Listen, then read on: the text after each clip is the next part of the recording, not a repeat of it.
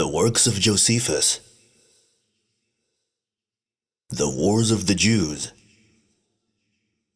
Book 6. Containing the interval of about 1 month.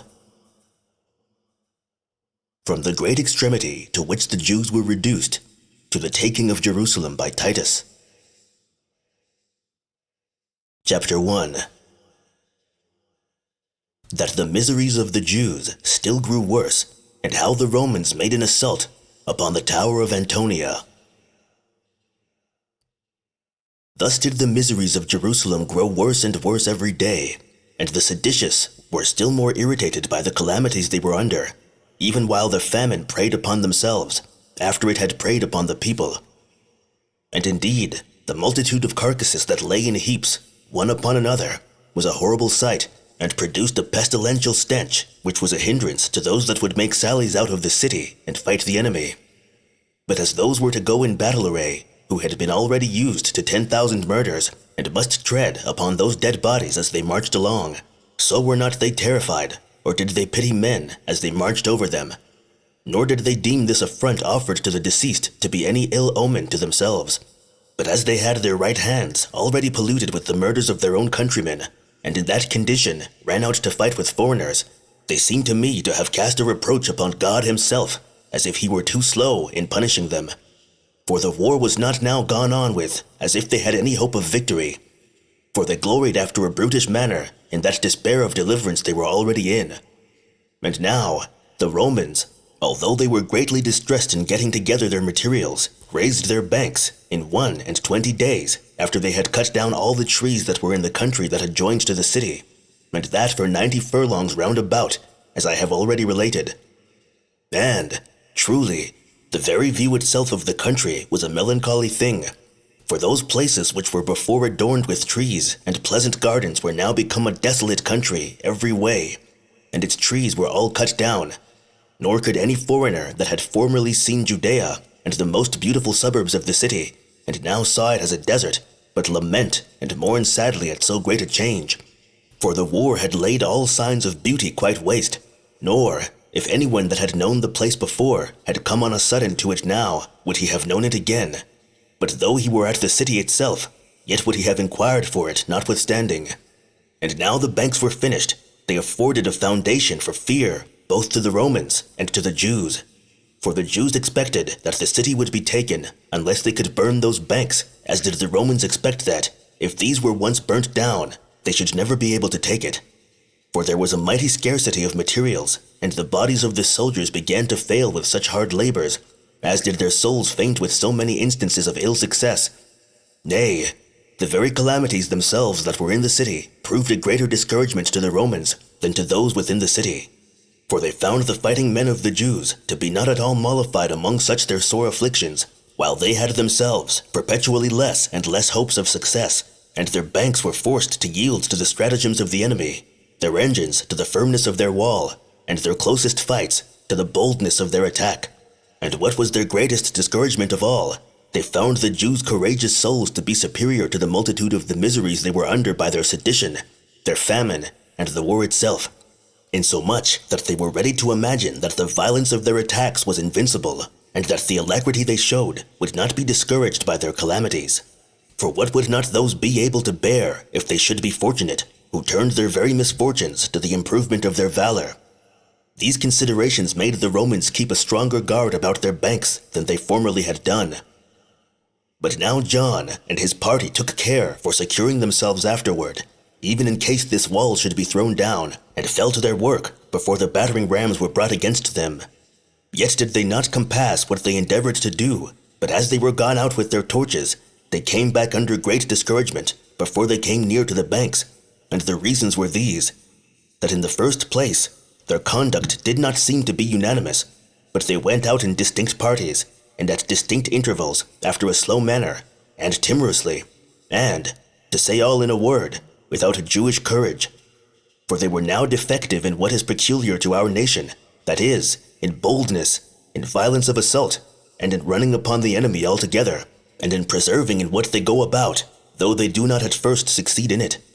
But they now went out in a more languid manner than usual, and at the same time found the Romans set in array, and more courageous than ordinary, and that they guarded their banks, both with their bodies and their entire armor, and this to such a degree on all sides, that they left no room for the fire to get among them, and that every one of their souls was in such good courage that they would sooner die than desert their ranks.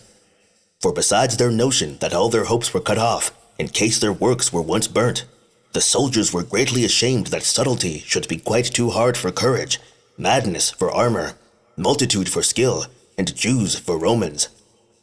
The Romans had now also another advantage, in that their engines for sieges cooperated with them in throwing darts and stones as far as the Jews when they were coming out of the city, whereby the man that fell became an impediment to him that was next to him, as did the danger of going farther make them less zealous in their attempts. And for those that had run under the darts, some of them were terrified by the good order and closeness of the enemy's ranks before they came to a close fight, and others were pricked with their spears and turned back again. At length, they reproached one another for their cowardice and retired without doing anything. This attack was made upon the first day of the month Panemus, Tammuz. So, when the Jews were retreated, the Romans brought their engines, although they had all the while stones thrown at them from the tower of Antonia, and were assaulted by fire and sword, and by all sorts of darts, which necessity afforded the Jews to make use of. For although these had great dependence on their own wall, and a contempt of the Romans' engines, yet did they endeavor to hinder the Romans from bringing them. Now these Romans struggled hard on the contrary to bring them, as deeming that this zeal of the Jews was in order to avoid any impression to be made on the tower of Antonia, because its wall was but weak, and its foundations rotten. However, that tower did not yield to the blows given it from the engines. Yet did the Romans bear the impressions made by the enemy's darts, which were perpetually cast at them, and did not give way to any of those dangers that came upon them from above, and so they brought their engines to bear. But then, as they were beneath the other, and were sadly wounded by the stones thrown down upon them, some of them threw their shields over their bodies, and partly with their hands, and partly with their bodies, and partly with crows, they undermined its foundations, and with great pains they removed 4 of its stones. Then night came upon both sides, and put an end to this struggle for the present. However, that night the wall was so shaken by the battering rams in that place where John had used his stratagem before, and had undermined their banks, that the ground then gave way, and the wall fell down suddenly. When this accident had unexpectedly happened, the minds of both parties were variously affected. For though one would expect that the Jews would be discouraged because this fall of their wall was unexpected by them, and they had made no provision in that case, yet did they pull up their courage, because the tower of Antonia itself was still standing. As was the unexpected joy of the Romans at this fall of the wall, soon quenched by the sight they had of another wall, which John and his party had built within it. However, the attack of this second wall appeared to be easier than that of the former, because it seemed a thing of greater facility to get up to it through the parts of the former wall that were now thrown down. This new wall appeared also to be much weaker than the Tower of Antonia, and accordingly, the Romans imagined that it had been erected so much on the sudden that they should soon overthrow it. Yet did not anybody venture now to go up to this wall, for that such as first ventured so to do must certainly be killed. And now, Titus, upon consideration that the alacrity of soldiers in war is chiefly excited by hopes and by good words, and that exhortations and promises do frequently make men to forget the hazards they run, nay, and sometimes to despise death itself, got together the most courageous part of his army, and tried what he could do with his men by these methods. "O fellow soldiers," said he, "to make an exhortation to men to do what hath no peril in it, is on that very account inglorious to such to whom that exhortation is made. And indeed, so it is in him that makes the exhortation an argument of his own cowardice also. I therefore think that such exhortations ought then only to be made use of, when affairs are in a dangerous condition, and yet are worthy of being attempted by every one themselves. Accordingly, I am fully of the same opinion with you, that it is a difficult task to go up this wall, but that it is proper for those that desire reputation for their valor to struggle with difficulties in such cases will then appear, when I have particularly shown that it is a brave thing to die with glory, and that the courage here necessary shall not go unrewarded in those that first begin the attempt. And let my first argument to move you to it be taken from what probably some would think reasonable to dissuade you. I mean the constancy and patience of these Jews, even under their ill successes. For it is unbecoming you, who are Romans, and my soldiers, who have in peace been taught how to make wars, and who have also been used to conquer in those wars, to be inferior to Jews, either in action of the hand or in courage of the soul, and this especially when you are at the conclusion of your victory, and are assisted by God himself. For as to our misfortunes, they have been owing to the madness of the Jews, while their sufferings have been owing to your valor, and to the assistance God hath afforded you. For as to the seditions they have been in, and the famine they are under, and the siege they now endure, and the fall of their walls without our engines, what can they all be but demonstrations of God's anger against them, and of his assistance afforded us? It will not therefore be proper for you, either to show yourselves inferior to those to whom you are really superior, or to betray that divine assistance which is afforded you. And indeed, how can it be esteemed otherwise than a base and unworthy thing, that while the Jews, who need not be much ashamed if they be deserted, because they have long learned to be slaves to others, do yet despise death, that they may be so no longer, and do make sallies into the very midst of us frequently, not in hopes of conquering us, but merely for a demonstration of their courage. We, who have gotten possession of almost all the world that belongs to either land or sea, to whom it will be a great shame if we do not conquer them, do not once undertake any attempt against our enemies, wherein there is much danger, but sit still idle, with such brave arms as we have, and only wait till the famine and fortune do our business themselves, and this, when we have it in our power, with some small hazard to gain all that we desire. For if we go up to this tower of Antonia, we gain the city. For if there should be any more occasion for fighting against those within the city, which I do not suppose there will, since we shall then be upon the top of the hill, and be upon our enemies, before they can have taken breath, these advantages promise us a certain and sudden victory. As for myself, I shall at present waive any commendations of those who die in war, and omit to speak of the immortality of those men who are slain in the midst of their martial bravery. Yet can I forbear to imprecate upon those who are of a contrary disposition, that they may die in time of peace, by some distemper or other, since their souls are already condemned to the grave, together with their bodies. For what man of virtue is there who does not know that those souls which are severed from their fleshly bodies in battles of the sword are received by either the purest of elements and joined to that company which are placed among the stars, that they become good demons and prodigious heroes, and show themselves as such to their posterity afterwards, while upon those souls that wear away in, and with their distempered bodies, comes a subterranean night to dissolve them to nothing, and a deep oblivion to take away all the remembrance of them. And this, notwithstanding, they be clean from all spots and defilements of the world. So that, in this case, the soul at the same time comes to the utmost bounds of its life, and of its body, and of its memorial also. But since fate hath determined that death is to come of necessity upon all men, a sword is a better instrument for that purpose than any disease whatsoever. Why, is it not yet a very mean thing for us not to yield up that to the public benefit, which we must yield up to fate? And this discourse have I made, upon the supposition that those who first attempt to go up this wall must needs be killed in the attempt, though still men of true courage have a chance to escape, even in the most hazardous undertakings. For, in the first place, that part of the former wall that is thrown down is easily to be ascended, and for the new built wall it is easily destroyed. Do you, therefore, many of you, pull up your courage and set about this work, and do you mutually encourage and assist one another, and this your bravery will soon break the hearts of your enemies.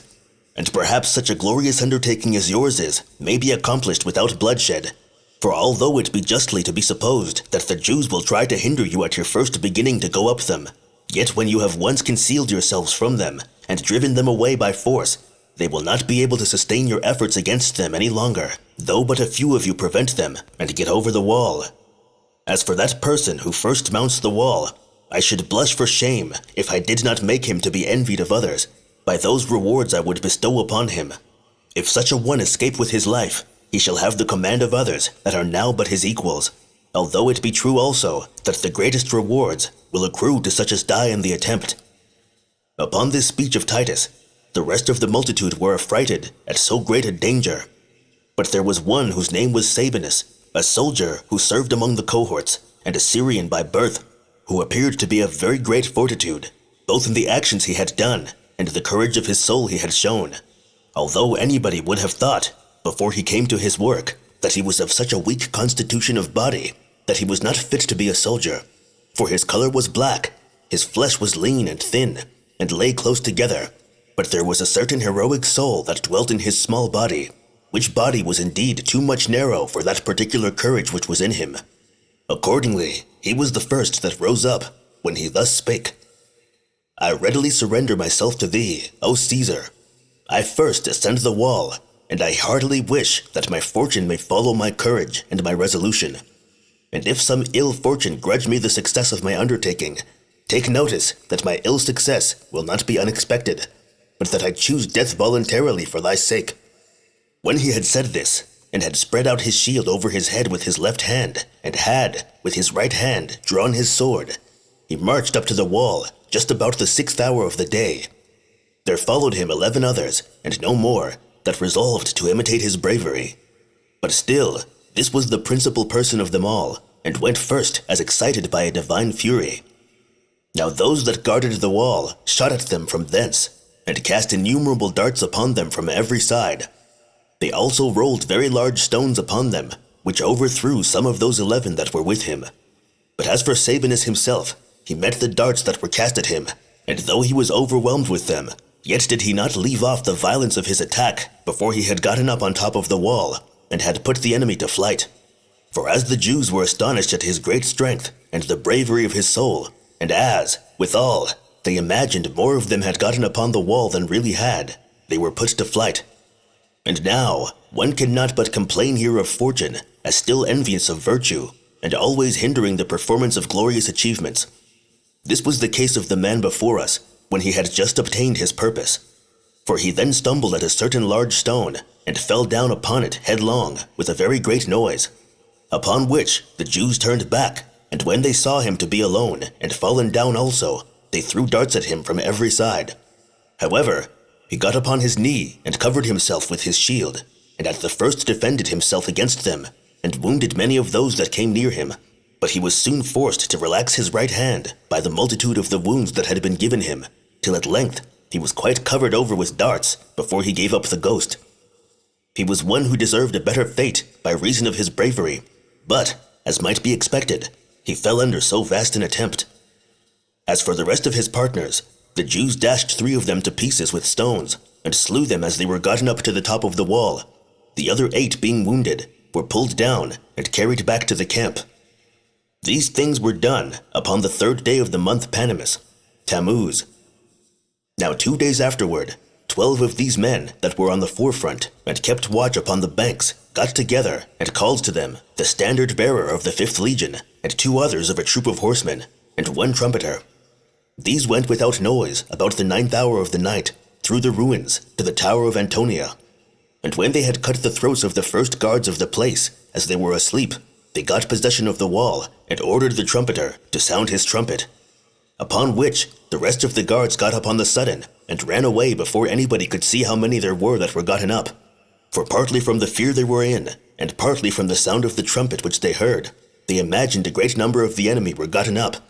But as soon as Caesar heard the signal, he ordered the army to put on their armor immediately, and came thither with his commanders, and first of all ascended, as did the chosen men that were with him.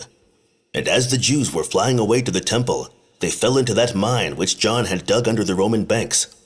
Then did the seditious of both the bodies of the Jewish army, as well as that belonging to John, as that belonging to Simon, drive them away,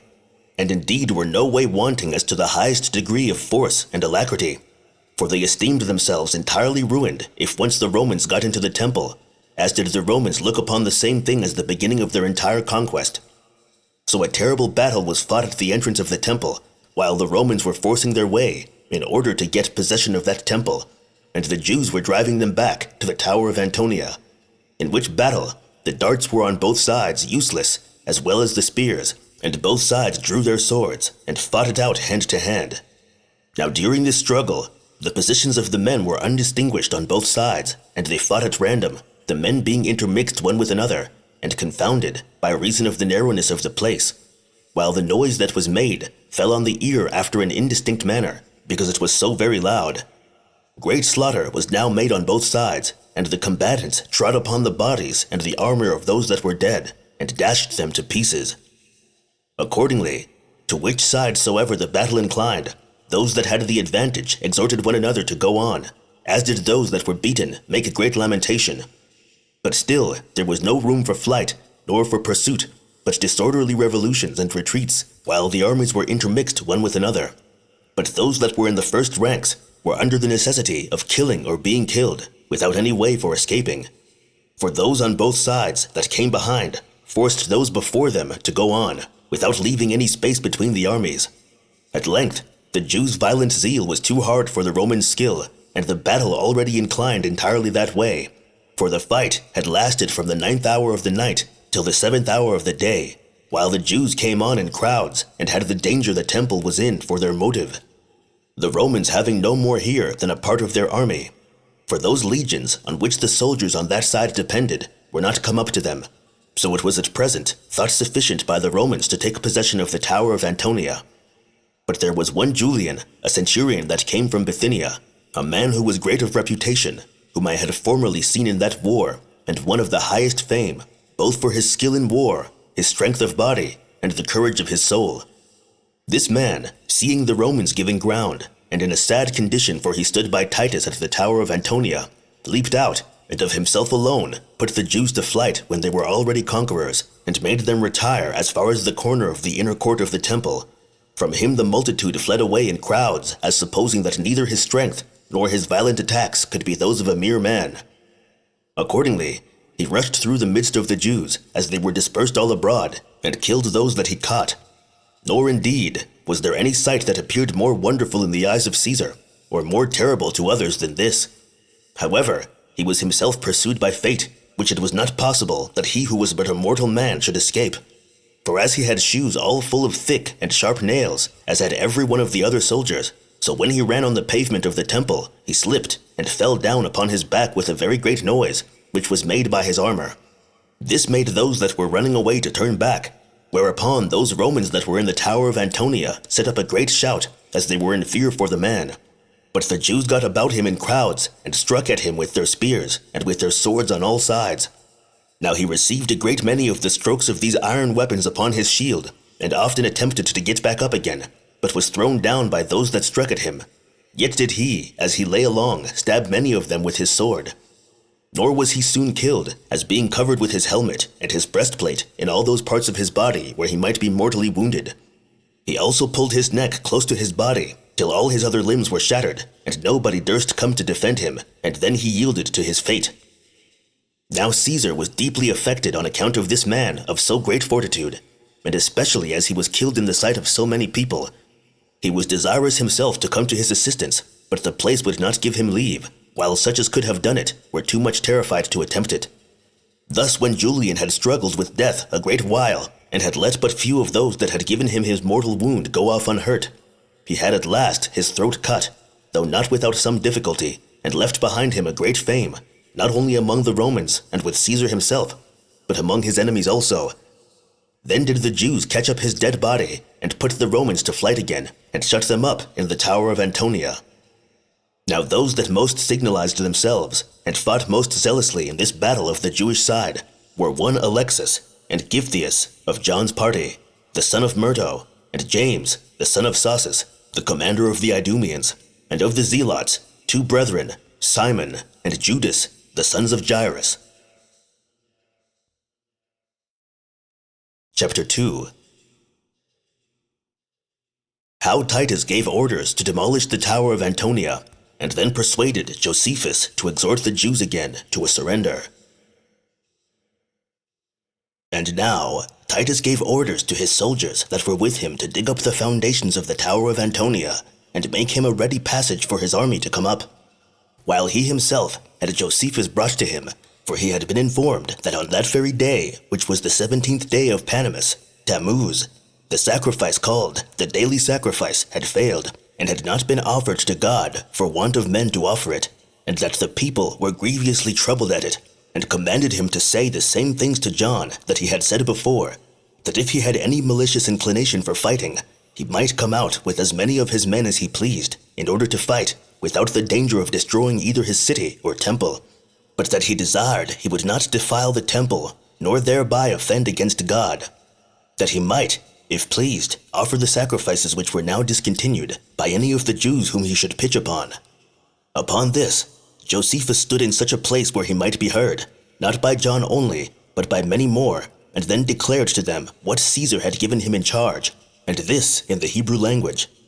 So he earnestly prayed them to spare their own city, and to prevent that fire that was just ready to seize upon the temple, and to offer their usual sacrifices to God therein. At these words of his, a great sadness and silence were observed among the people. But the tyrant himself cast many reproaches upon Josephus, with imprecations besides, and at last added this withal, that he did never fear the taking of the city, because it was God's own city. In answer to which, Josephus said thus with a loud voice, "To be sure, thou hast kept this city wonderfully pure for God's sake. The temple also continues entirely unpolluted, nor hast thou been guilty of any impiety against him, for whose assistance thou hopest. He still receives his accustomed sacrifices. Vile wretch that thou art! If any one should deprive thee of thy daily food, thou wouldest esteem him to be an enemy to thee. But thou hopest to have that God for their supporter in this war, whom thou hast deprived of his everlasting worship, and thou imputest those sins to the Romans, who to this very time take care to have our laws observed, and almost compel these sacrifices to be still offered to God, which have by thy means been intermitted. Who is there that can avoid groans and lamentations at the amazing change that is made in this city? Since very foreigners and enemies do now correct that impiety which thou hast occasioned, while thou, who art a Jew, and was educated in our laws, art become a greater enemy to them than the others. But still, John,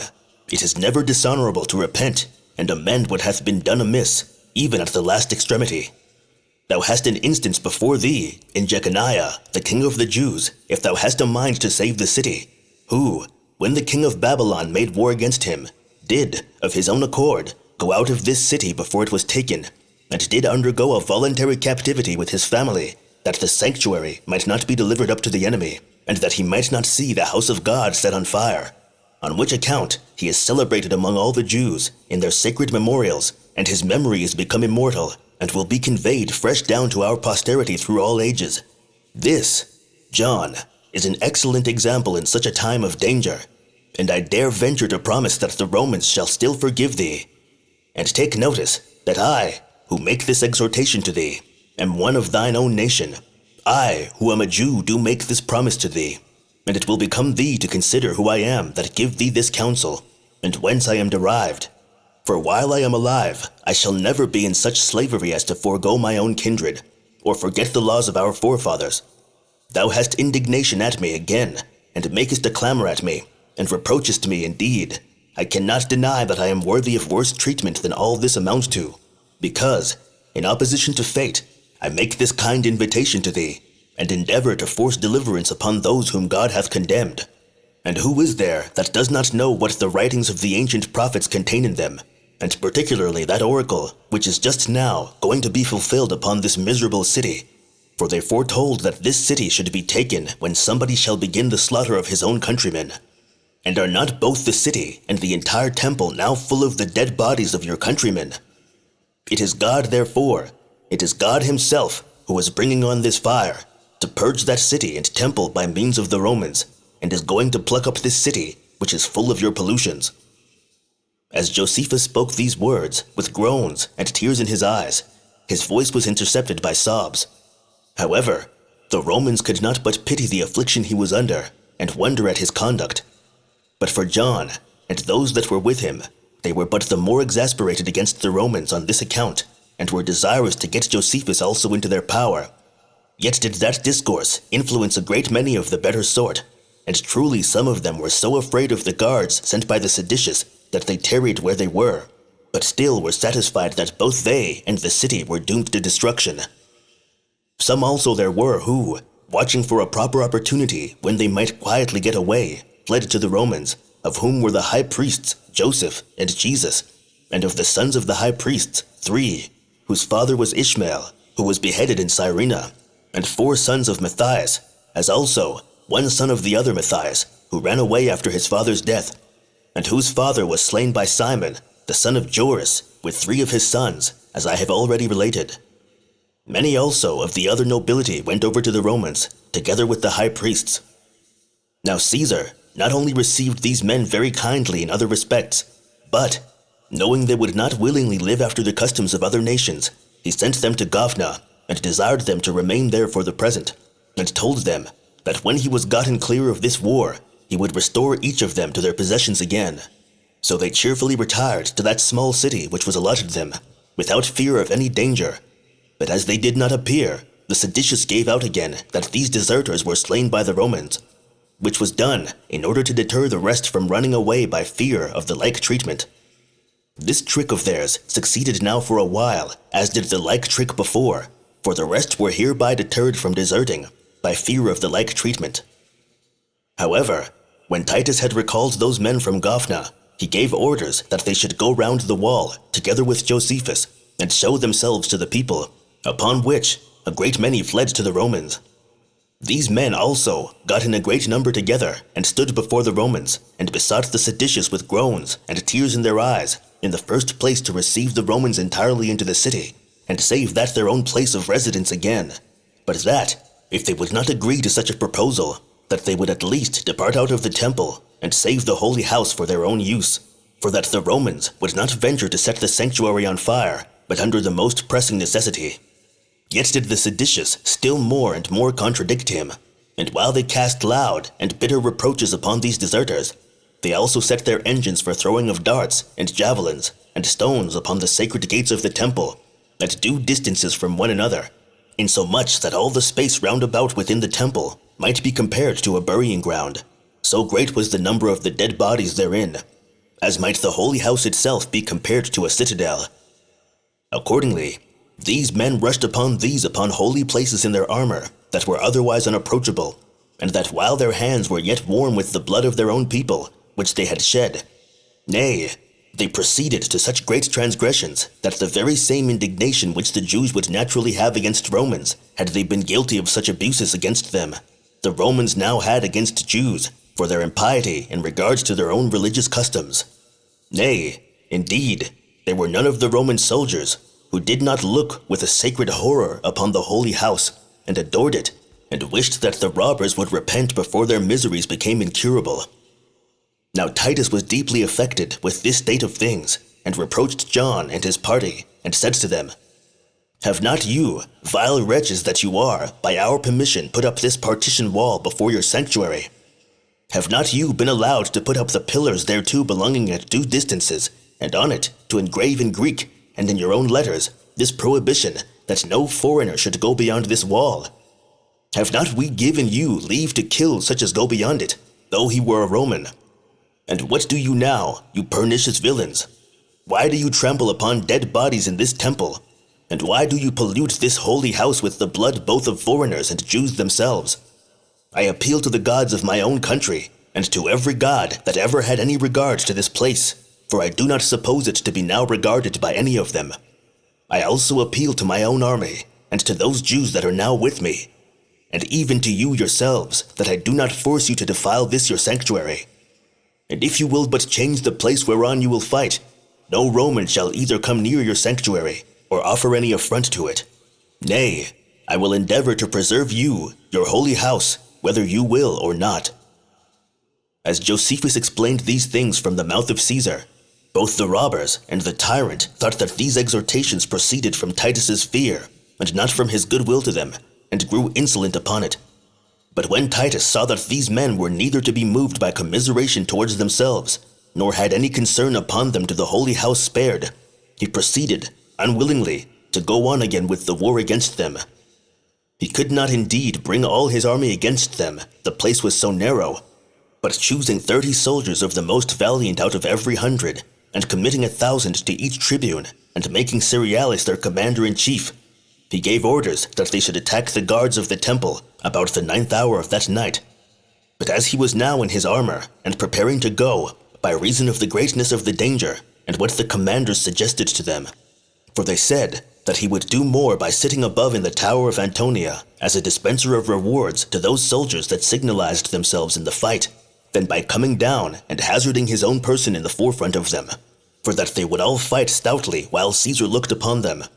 With this advice, Caesar complied and said that the only reason he had for such compliance with the soldiers was this, that he might be able to judge of their courageous actions, and that no valiant soldier might lie concealed and miss of his reward, and no cowardly soldier might go unpunished, but that he might himself be an eyewitness and able to give evidence of all that was done, who was to be the disposer of punishments and rewards to them. So he sent the soldiers about their work at the hour forementioned, while he went out himself to a higher place in the Tower of Antonia, whence he might see what was done, and there waited with impatience to see the event. However, the soldiers that were sent did not find the guards of the temple asleep, as they hoped to have done, but were obliged to fight with them immediately, hand to hand, as they rushed with violence upon them with a great shout. Now, as soon as the rest within the temple heard that shout of those that were upon the watch, they ran out in troops upon them. Then did the Romans receive the onset of those that came first upon them, but those that followed them fell upon their own troops, and many of them treated their own soldiers as if they had been enemies. For the great confused noise that was made on both sides hindered them from distinguishing one another's voices, as did the darkness of the night hinder them from the like distinction by the sight, besides that blindness which arose otherwise also from the passion and the fear they were in at the same time. For which reason it was all one to the soldiers who it was they struck at. However, this ignorance did less harm to the Romans than to the Jews, because they were joined together under their shields, and made their sallies more regularly than the others did, and each of them remembered their watchword, while the Jews were perpetually dispersed abroad, and made their attacks and retreats at random, and so did frequently seem to one another to be enemies. For every one of them that received those of their own men that came back in the dark as Romans, and made an assault upon them, so that more of them were wounded by their own men than by the enemy, till, upon the coming on of the day, the nature of the fight was discerned by the eye afterward.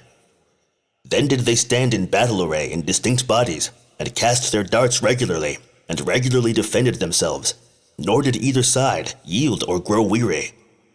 The Romans contended with each other who should fight the most strenuously, both single men and entire regiments, as being under the eye of Titus, and everyone concluded that this day would begin his promotion if he fought bravely. The great encouragements which the Jews had in view to act vigorously were their fear for themselves and for the temple, and the presence of their tyrant, who exhorted some, and beat and threatened others to act courageously.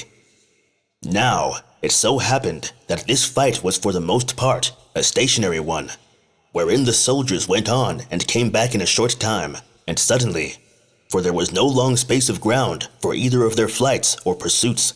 But still, there was a tumultuous noise among the Romans from the Tower of Antonia, who loudly cried out upon all occasions for their own men to press on courageously, when they were too hard for the Jews, and to stay when they were retiring backwards, so that here was a kind of theater of war, for what was done in this fight could not be concealed either from Titus or from those that were about him.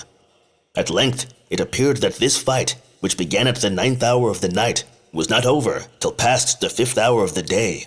and that, in the same place where the battle began, neither party could say they had made the other to retire, but both the armies left the victory almost in uncertainty between them, wherein those that signalized themselves on the Roman side were a great many, but on the Jewish side, and of those that were still with Simon, Judas the son of Myrto, and Simon the son of Josias, of the Idumeans, James and Simon, the latter of whom was the son of Cathlus, and James was the son of Sausus, of those that were with John, Gyphius and Alexis, and of the Zealots, Simon the son of Jairus. In the meantime, the rest of the Roman army had, in 7 days' time, overthrown some foundations of the Tower of Antonia, and had made a ready and brought away to the temple. Then did the legions come near the first court, and began to raise their banks. The one bank was over against the northwest corner of the inner temple, another was at the northern edifice which was between the two gates, and of the other two, one was at the western cloister of the outer court of the temple, the other against its northern cloister. However, these works were thus far advanced by the Romans, not without great pains and difficulty, and particularly by being obliged to bring their materials from the distance of 100 furlongs.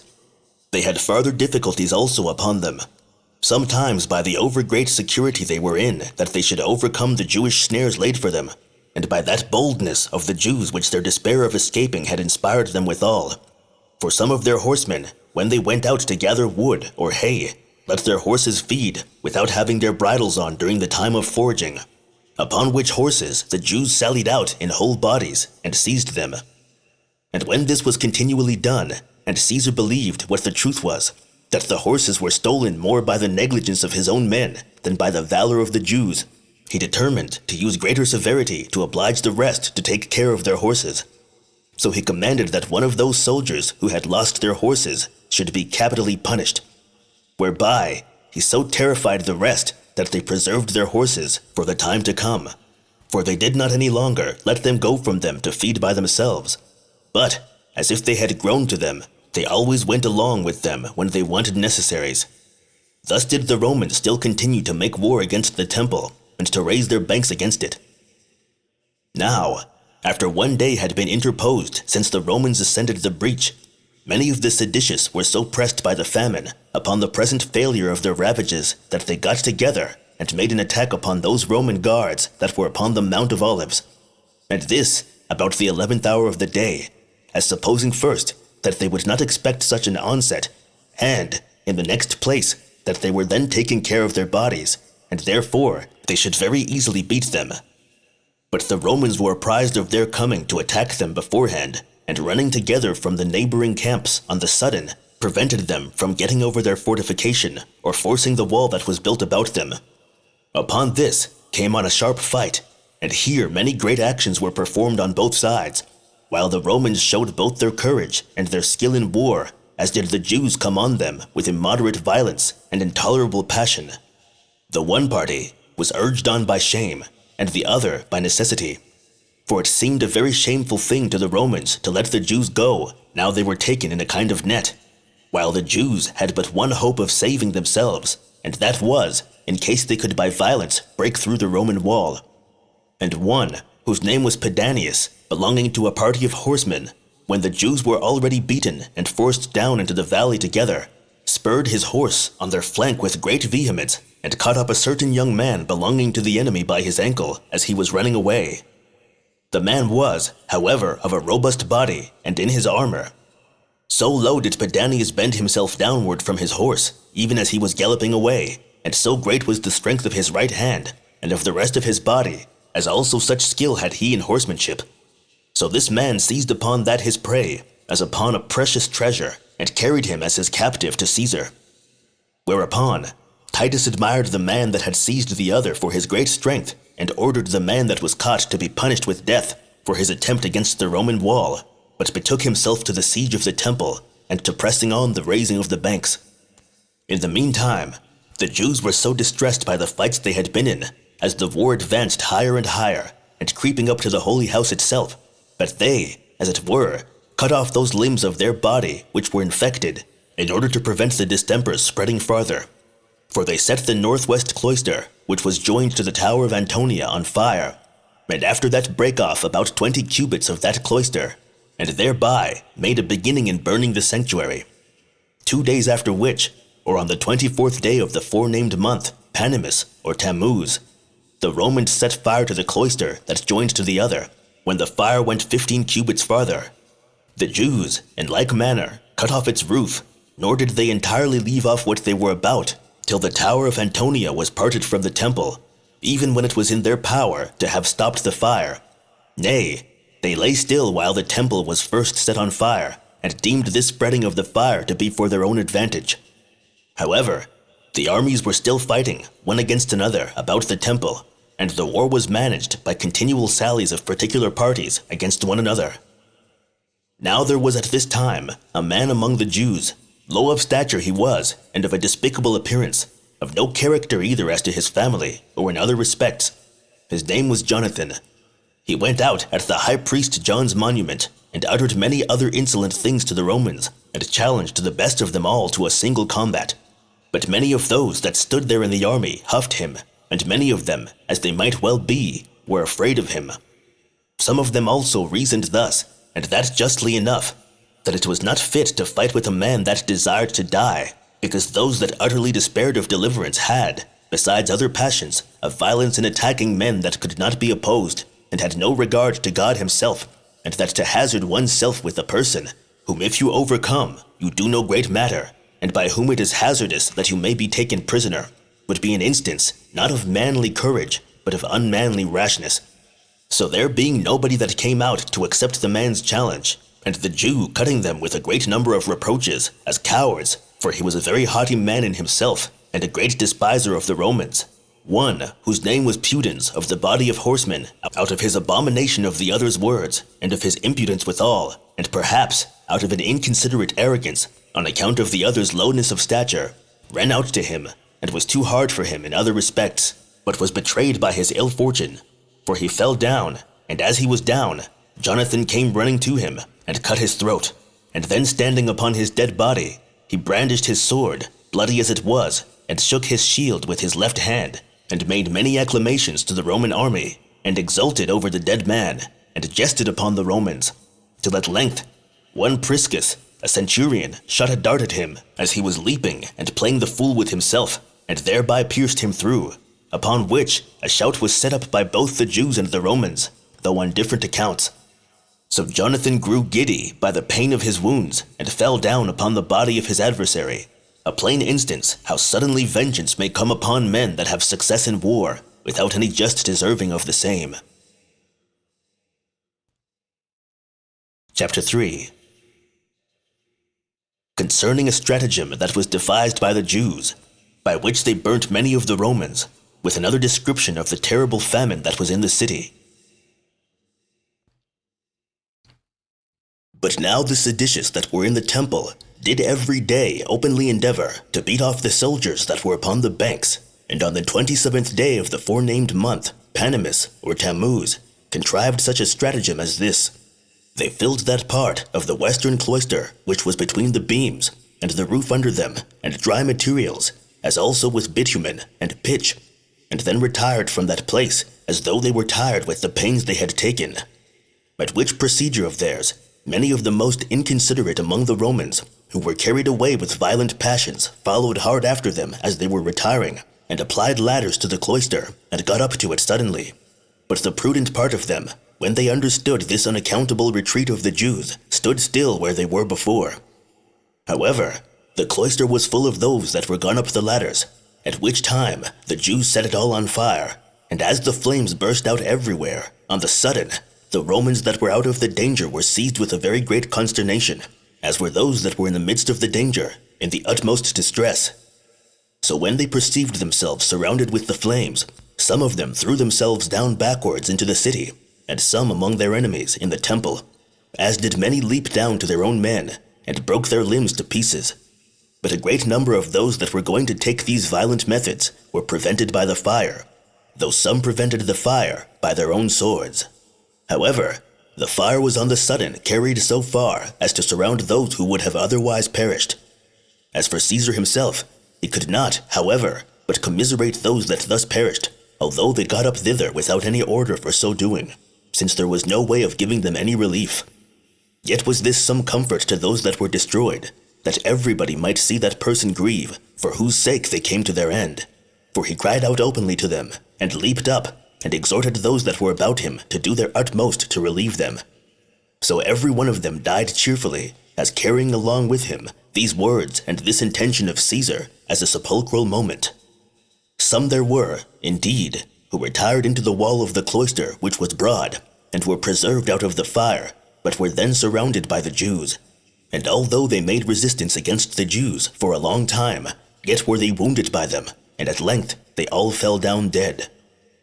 At last, a young man among them, whose name was Longus, became a decoration to this sad affair, and while every one of them that perished were worthy of a memorial, this man appeared to deserve it beyond all the rest. Now the Jews admired this man for his courage, and were farther desirous of having him slain. So they persuaded him to come down to them, upon security given him for his life. But Cornelius his brother persuaded him, on the contrary, not to tarnish his own glory, nor that of the Roman army. He complied with this last advice, and lifting up his sword before both armies, he slew himself. Yet was there one Artorius among those surrounded with the fire, who escaped by his subtlety. For when he had with a loud voice called to him Lucius, one of his fellow soldiers that lay with him in the same tent, and said to him, I do leave thee, heir of all I have, if thou wilt come and receive me. Upon this he came running to receive him readily. Artorius then threw himself down upon him, and saved his own life, while he that received him was dashed so vehemently against the stone pavement by the other's weight, that he died immediately. This melancholy accident made the Romans sad for a while, but still it made them more upon their guard for the future, and was of advantage to them against the delusions of the Jews, by which they were greatly damaged through their unacquaintedness with the places and with the nature of the inhabitants. Now this cloister was burnt down as far as John's tower, which he built in the war he made against Simon over the gates that led to Xistus. The Jews also cut off the rest of that cloister from the temple, after they had destroyed those that got up to it. But the next day, the Romans burnt down the northern cloister entirely, as far as the east cloister, whose common angle joined to the valley that was called Cedron, and was built over it, on which account the depth was frightful. And this was the state of the temple at that time. Now of those perished by famine in the city, the number was prodigious, and the miseries they underwent were unspeakable. For if so much as the shadow of any kind of food did anywhere appear, a war was commenced presently, and the dearest friends fell a-fighting one with another about it, snatching from each other the most miserable supports of life. Nor would men believe that those who were dying had no food, but the robbers would search them when they were expiring, lest anyone should have concealed food in their bosoms, and counterfeited dying. Nay, these robbers gaped for want, and ran about, stumbling and staggering along like mad dogs, and reeling against the doors of the houses like drunken men. They would also, in the great distress they were in, rush into the very same houses 2 or 3 times in one and the same day. Moreover, their hunger was so intolerable that it obliged them to chew everything, while they gathered such things as the most sordid animals would not touch, and endured to eat them. Nor did they at length abstain from girdles and shoes, and the very leather which belonged to their shields they pulled off and gnawed. The very wisps of old hay became food to some, and some gathered up fibers and sold a very small weight of them for 4 Attic drachmae. But why do I describe the shameless impudence that the famine brought on men in their eating inanimate things, while I am going to relate a matter of fact, the like to which no history relates, either among the Greeks or barbarians? It is horrible to speak of it, and incredible when heard. I had indeed willingly omitted this calamity of ours, that I might not seem to deliver what is so portentous to posterity, but that I have innumerable witnesses to it in my own age. And, besides, my country would have had little reason to thank me for suppressing the miseries that she underwent at this time. There was a certain woman that dwelt beyond Jordan. Her name was Mary. Her father was Eleazar, of the village Bethazub, which signifies the house of hyssop. She was eminent for her family and her wealth, and had fled away to Jerusalem with the rest of the multitude, and was with them besieged therein at this time. The other effects of this woman had been already seized upon, such I mean as she had brought with her out of Perea, and removed to the city. What she had treasured up besides, as also what food she had contrived to save, had been also carried off by the rapacious guards who came every day running into her house for that purpose. This put the poor woman into a very great passion, and by the frequent reproaches and imprecations she cast at these rapacious villains, she had provoked them to anger against her. But none of them, either out of the indignation she had raised against herself, or out of the commiseration of her case, would take away her life. And if she found any food, she perceived her labors were for others, and not for herself. And it was now become impossible for her, anyway, to find any more food, while the famine pierced through her very bowels and marrow, when also her passion was fired to a degree beyond the famine itself, nor did she consult with anything but with her passion and the necessity she was in. She then attempted a most unnatural thing, and snatching up her son, who was a child sucking at her breast, she said, "O thou miserable infant, for whom shall I preserve thee in this war, this famine, and this sedition? As to the war with the Romans, if they preserve our lives, we must be slaves. This famine also will destroy us, even before that slavery comes upon us. Yet are these seditious rogues more terrible than both the other. Come on, be thou my food, and be thou a fury to these seditious varlets, and a byword to the world, which is all that is now wanting to complete the calamities of us Jews." As soon as she had said this, she slew her son, and then roasted him, and ate the one half of him, and kept the other half by her, concealed. Upon this, the seditious came in presently, and smelling the horrid scent of this food, they threatened her that they would cut her throat immediately if she did not show them what food she had gotten ready. She replied that she had saved a very fine portion of it for them, and withal uncovered what was left of her son. Hereupon they were seized with a horror and amazement of mind, and stood astonished at the sight, when she said to them, "This is mine own son, and what hath been done was mine own doing. Come, eat of this food, for I have eaten of it myself. Do not you pretend to be either more tender than a woman, or more compassionate than a mother. But if you be so scrupulous, and do abominate this my sacrifice, as I have eaten the one half, let the rest be reserved for me also." After which, those men went out trembling, being never so much affrighted at anything as they were at this, and with some difficulty they left the rest of that meat to the mother. Upon which, the whole city was full of this horrid action immediately, and while every body laid his miserable case before their own eyes, they trembled, as if this unheard of action had been by themselves. So those that were thus distressed by the famine were very desirous to die, and those already dead were esteemed happy, because they had not lived long enough either to hear or to see such miseries. This sad instance was quickly told to the Romans, some of whom could not believe it, and others pitied the distress which the Jews were under. But there were many of them who were hereby induced to a more bitter hatred than ordinary against our nation. But for Caesar, he excused himself before God as to this matter, and said that he had proposed peace and liberty to the Jews, as well as an oblivion of all their former insolent practices, but that they, instead of concord, had chosen sedition, instead of peace, war, and before satiety and abundance, a famine, that they had begun with their own hands to burn down that temple which we have preserved hitherto, and that therefore they deserved to eat such food as this was. That, however, this action of eating one's own child ought to be covered with the overthrow of their very country itself, and men ought not to leave such a city upon the habitable earth to be seen by the sun, wherein mothers are thus fed, although such food be fitter for the fathers than for the mothers to eat of, since it is they that continue still in a state of war against us, after they have undergone such miseries as these." And at the same time that he said this, he reflected on the desperate condition these men must be in, nor could he expect that such men could be recovered to sobriety of mind, after they had endured those very sufferings, for the avoiding whereof it was only profitable they might have repented. Chapter 4. When the banks were completed, and the battering rams brought, and could do nothing, Titus gave orders to set fire to the gates of the temple, in no long time after which the holy house itself was burnt down, even against his consent.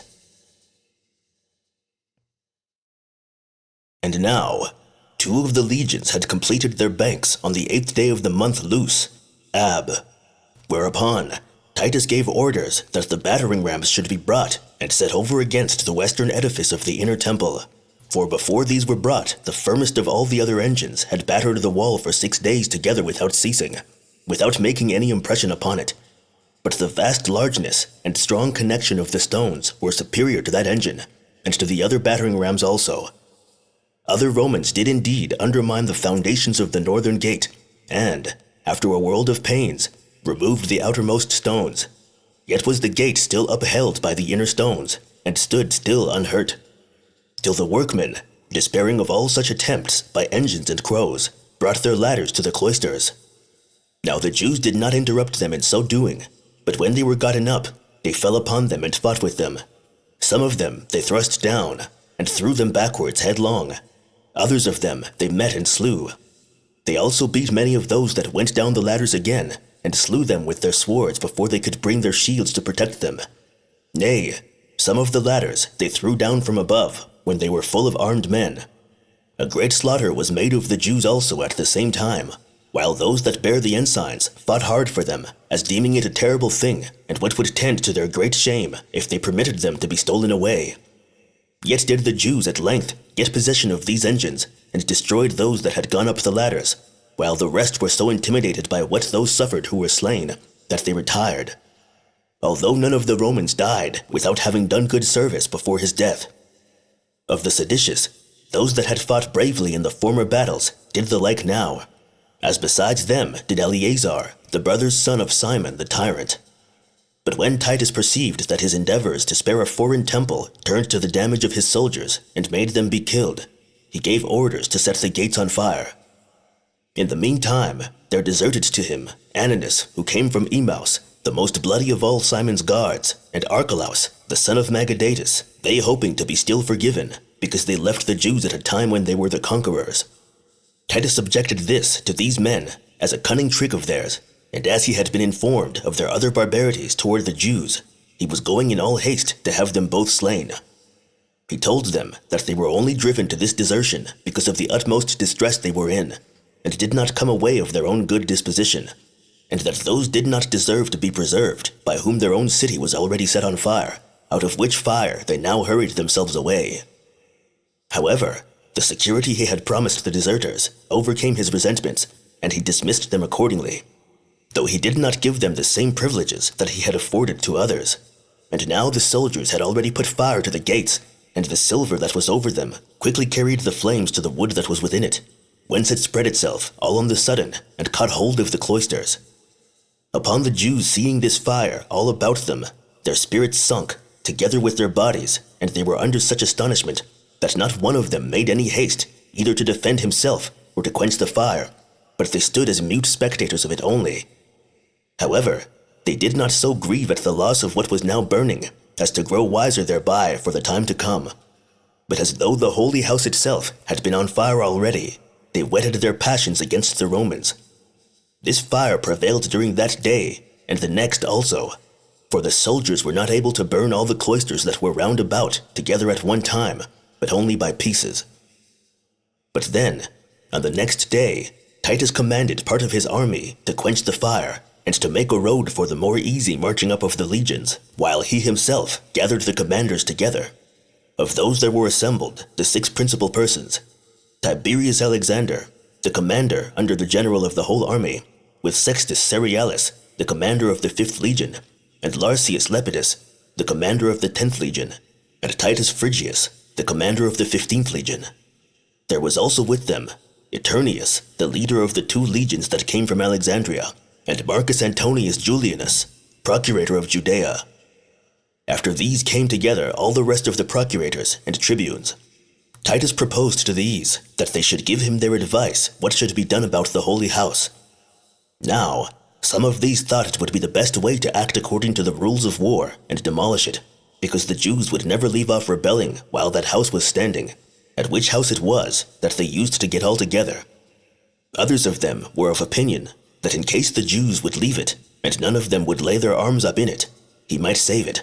but that in case they got upon it and fought any more, he might burn it,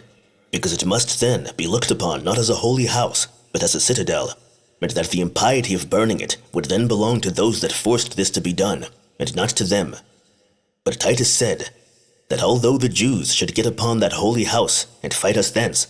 yet ought we not to revenge ourselves on things that are inanimate, instead of the men themselves, and that he was not in any case for burning down so vast a work as that was, because this world would be a mischief to the Romans themselves, as it would be an ornament to their government while it continued. So Fronto, and Alexander, and Cerealis grew bold upon that declaration, and agreed to the opinion of Titus. Then was this assembly dissolved, when Titus had given orders to the commanders that the rest of their forces should lie still, but that they should make use of such as were most courageous in this attack. So he commanded that the chosen men that were taken out of the cohorts should make their way through the ruins and quench the fire. Now it is true that on this day the Jews were so weary and under such consternation that they refrained from any attacks, but on the next day they gathered their whole force together and ran upon those that guarded the outward court of the temple, very boldly through the east gate,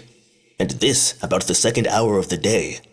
These guards received that their attack with great bravery, and by covering themselves with their shields before, as if it were with a wall, they drew their squadrons close together. Yet was it evident that they could not abide there very long, but would be overborne by the multitude of those that sallied out upon them, and by that the heat of their passion.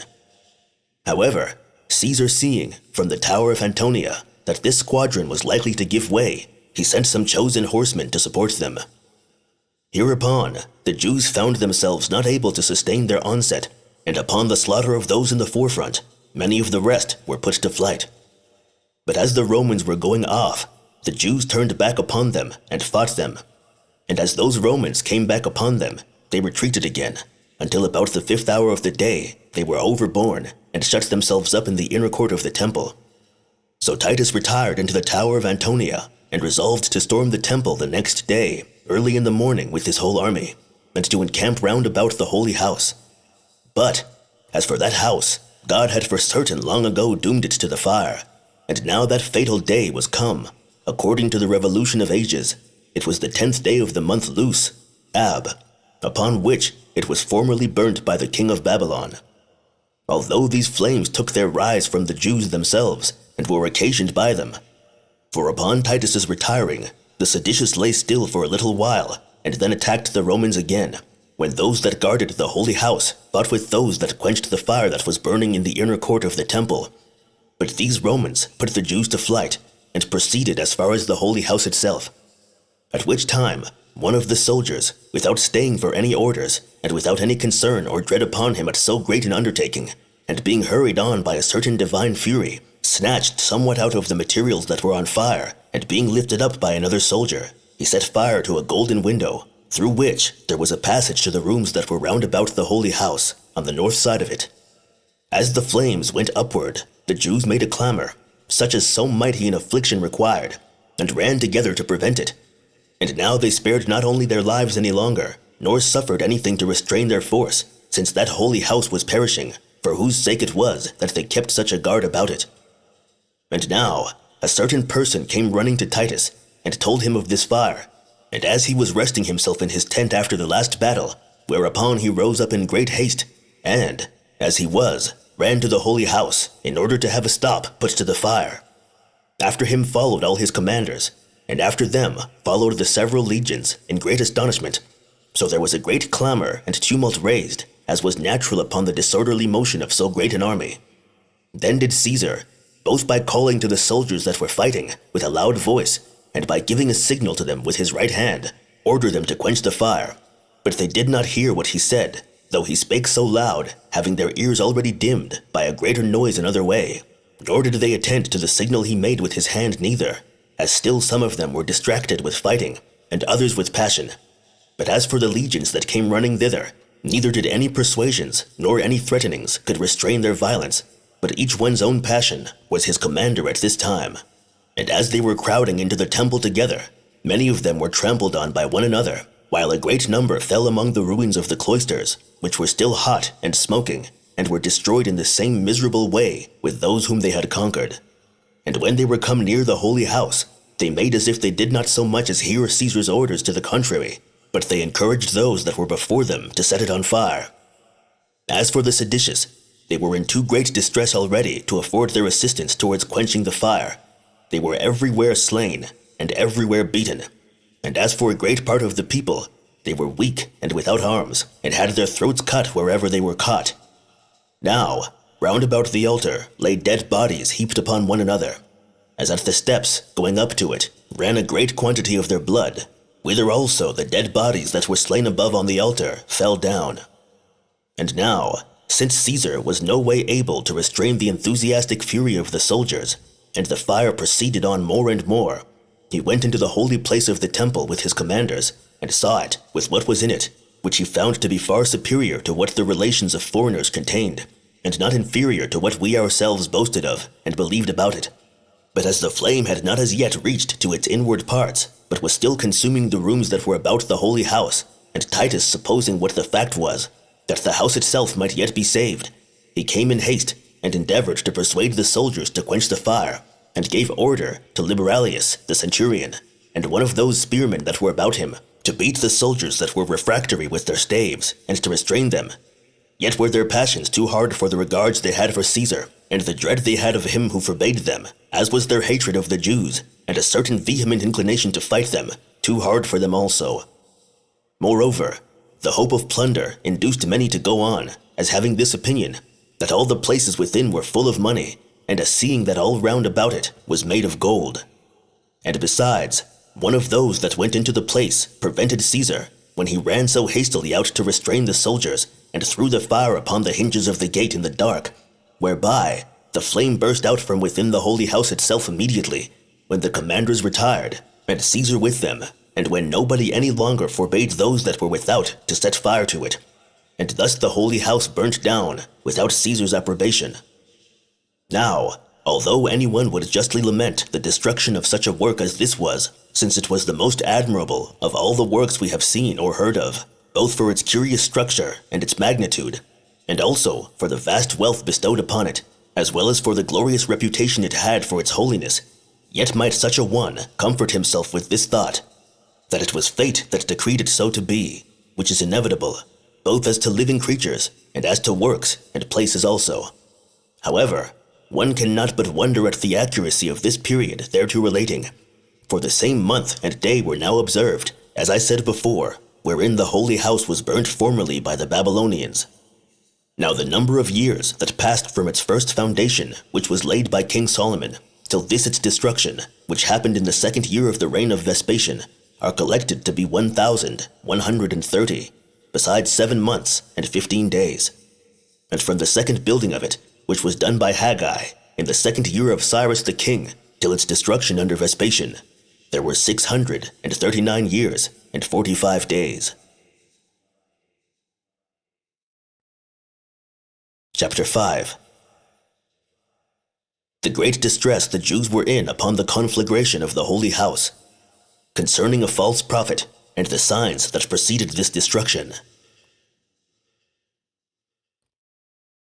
While the holy house was on fire, everything was plundered that came to hand, and 10,000 of those that were caught were slain. Nor was there a commiseration of any age, or any reverence of gravity, but children, and old men, and profane persons, and priests were all slain in the same manner, so that this war went round all sorts of men, and brought them to destruction, and as well those that made supplication for their lives, as those that defended themselves by fighting. The flame was also carried a long way, and made an echo, together with the groans of those that were slain. And because this hill was high, and the works at the temple were very great, one would have thought the whole city had been on fire. Nor can one imagine anything either greater or more terrible than this noise, for there was at once a shout of the Roman legions, who were marching all together, and a sad clamor of the seditious, who were now surrounded with fire and sword. The people also that were left above were beaten back upon the enemy, and under a great consternation, and made sad moans at the calamity they were under. The multitude also that was in the city joined in this outcry with those that were upon the hill, and besides, many of those that were worn away by the famine, and their mouths almost closed, when they saw the fire of the holy house, they exerted their utmost strength, and broke out into groans and outcries again. Perea did also return the echo, as well as the mountains round about the city, and augmented the force of the entire noise. Yet was the misery itself more terrible than this disorder, for one would have thought that the hill itself on which the temple stood was seething hot, as full of fire on every part of it, that the blood was larger in quantity than the fire, and those that were slain more in number than those that slew them. For the ground did nowhere appear visible for the dead bodies that lay on it. But the soldiers went over heaps of these bodies, as they ran upon such as fled from them. And now it was that the multitude of the robbers were thrust out of the inner court of the temple by the Romans, and had much ado to get into the outer court, and from thence into the city, while the remainder of the populace fled into the cloister of that outer court. As for the priests, some of them plucked up from the holy house the spikes that were upon it, with their bases, which were made of lead, and shot them at the Romans instead of darts. But then as they gained nothing by so doing, and as the fire burst out upon them, they retired to the wall that was 8 cubits broad, and there they tarried. Yet did 2 of these of eminence among them, who might have saved themselves by going over to the Romans, or have borne up with courage, and taken their fortune with the others, throw themselves into the fire, and were burnt together with the holy house. Their names were Maris, the son of Belgus, and Joseph, the son of Dalius. And now the Romans, judging that it was in vain to spare what was round about the holy house, burnt all those places, as also the remains of the cloisters, and the gates, 2 excepted, the one on the east side, and the other on the south, both which, however, they burnt afterward. They also burnt down the treasury chambers, in which was an immense quantity of money, and an immense number of garments, and other precious goods there reposited. And to speak all in a few words, there it was that the entire riches of the Jews were heaped up together, while the rich people had there built themselves chambers to contain such furniture. The soldiers also came to the rest of the cloisters that were in the outer court of the temple, whither the women and children and a great mixed multitude of the people fed, in number about 6,000. But before Caesar had determined anything about these people, or given the commanders any orders relating to them, the soldiers were in such a rage that they set the cloister on fire, by which means it came to pass that some of these were destroyed by throwing themselves down headlong, and some were burnt in the cloisters themselves. Nor did any one of them escape with his life. A false prophet was the occasion of these people's destruction, who had made a public proclamation in the city that very day that God commanded them to get up upon the temple, and that there they should receive miraculous signs of their deliverance. Now, there was then a great number of false prophets suborned by the tyrants to impose upon the people, who denounced this to them, that they should wait for deliverance from God. And this was in order to keep them from deserting, and that they might be buoyed up above fear and care by such hopes. Now, a man that is in adversity does easily comply with such promises. For when such a seducer makes him believe that he shall be delivered from those miseries which oppress him, then it is that the patient is full of hopes of such deliverance. Thus were the miserable people persuaded by these deceivers, and such as belied God himself, while they did not attend, nor give credit to the signs that were so evident, and did so plainly foretell their future desolation. But, like men infatuated, without either eyes to see or minds to consider, did not regard the denunciations that God made to them. Thus there was a star resembling a sword which stood over the city, and a comet that continued a whole year.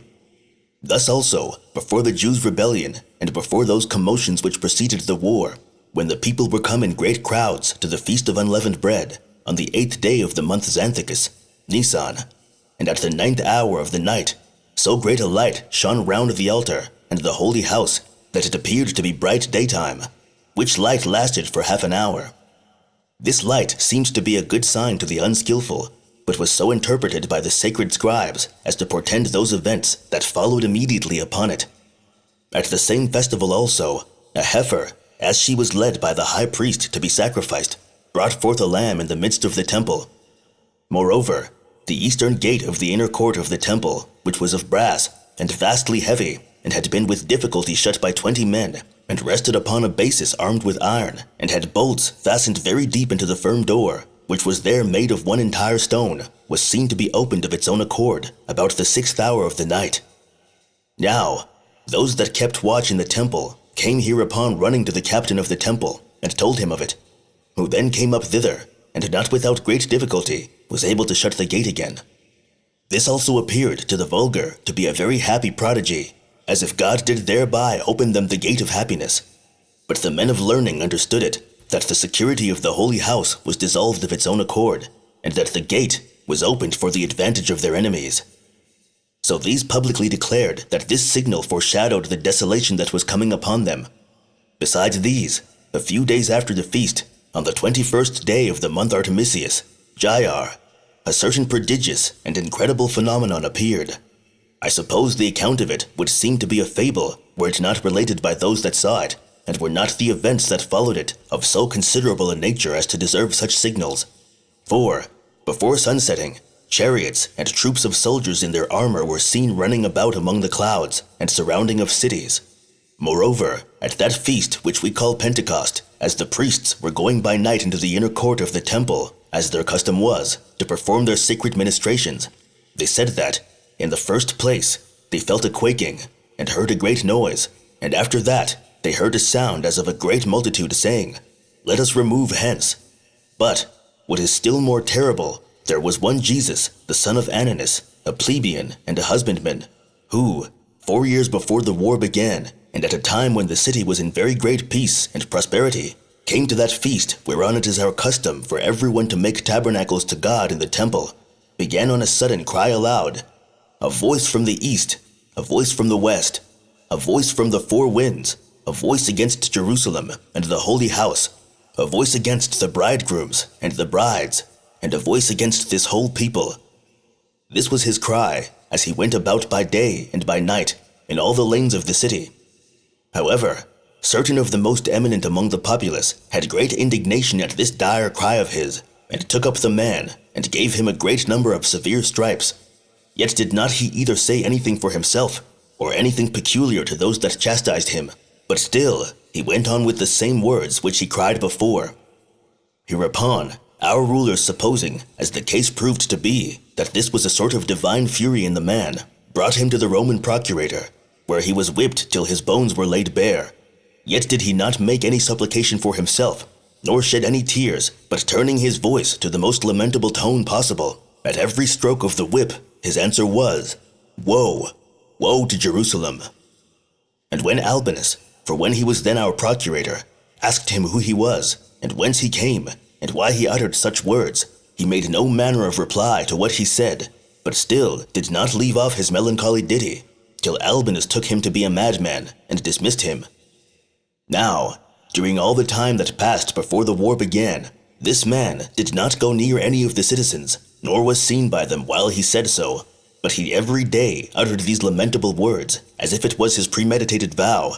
"Woe, woe to Jerusalem." Nor did he give ill words to any of those that beat him every day, nor good words to those that gave him food, but this was his reply to all men, and indeed no other than a melancholy presage of what was to come. This cry of his was the loudest at the festivals, and he continued this ditty for 7 years and 5 months, without growing hoarse or being tired therewith, until the very time that he saw his presage in earnest fulfilled in our siege, when it ceased. For as he was going round upon the wall, he cried out with his utmost force, "Woe, woe to the city again, and to the people, and to the holy house," and just as he added at the last, "Woe, woe to myself also," there came a stone out of one of the engines, and smote him, and killed him immediately. And as he was uttering the very same presages, he gave up the ghost.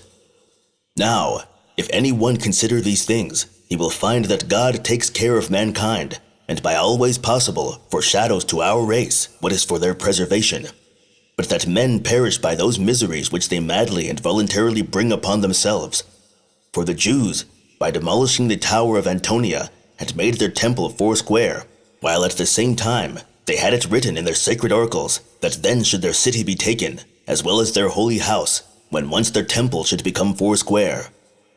But now, what did most elevate them in undertaking this war was an ambiguous oracle that was also found in their sacred writings, how, about that time, one from their country should become governor of the habitable earth. The Jews took this prediction to belong to themselves in particular, and many of the wise men were thereby deceived in their determination. Now, this oracle certainly denoted the government of Vespasian, who was appointed emperor in Judea. However, it is not possible for men to avoid fate, although they see it beforehand. But these men interpreted some of these signals according to their own pleasure, and some of them they utterly despised, until their madness was demonstrated, both by the taking of their city and their own destruction. Chapter 6. How the Romans carried their ensigns to the temple, and made joyful acclamations to Titus. The speech that Titus made to the Jews when they made supplication for mercy. What reply they made thereto, and how that reply moved Titus's indignation against them. And now the Romans, upon the flight of the seditious into the city, and upon the burning of the holy house itself, and of all the buildings round about it, brought their ensigns to the temple, and set them over against its eastern gate. And there did they offer sacrifices to them, and there did they make Titus imperator, with the greatest acclamations of joy. And now all the soldiers had such vast quantities of the spoils which they had gotten by plunder, that in Syria a pound weight of gold was sold for half its former value. But as for those priests that kept themselves still upon the wall of the holy house, there was a boy that, out of the thirst he was in, desired some of the Roman guards to give him their right hands as a security for his life, and confessed he was very thirsty. These guards commiserated his age and the distress he was in, and gave him their right hands accordingly. So he came down himself, and drank some water, and filled the vessel he had with him when he came to them with water, and then went off, and fled away to his own friends. Nor could any of those guards overtake him, but still they reproached him for his perfidiousness. To which he made this answer: I have not broken the agreement, for the security I had given me was not in order to my staying with you, but only in order to my coming down safely, and taking up some water, both which things I have performed, and thereupon think myself to have been faithful to my engagement. Hereupon, those whom the child had imposed upon admired at his cunning, and that on account of his age. On the 5th day afterward, the priests that were pined with the famine came down, and when they were brought to Titus by the guards, they begged for their lives. But he replied that the time for pardon was over as to them, and that this very holy house, on whose account only they could justly hope to be preserved, was destroyed, and that it was agreeable to their office that priests should perish with the house itself to which they belonged. So he ordered them to be put to death. But as for the tyrants themselves, and those that were with them, when they found that they were encompassed on every side, and, as it were, walled around, without any method of escaping, they desired to treat with Titus by word of mouth. Accordingly, such was the kindness of his nature, and his desire for preserving the city from destruction, joined to the advice of his friends, who now thought the robbers were come to a temper, that he placed himself on the western side of the outer court of the temple, for there were gates on that side, above the Xystus, and a bridge that connected the upper city to the temple. This bridge it was that lay between the tyrants and Caesar, and parted them, while the multitude stood on each side, those of the Jewish nation about Simon and John, with great hope of pardon, and the Romans about Caesar, in great expectation how Titus would receive their supplication.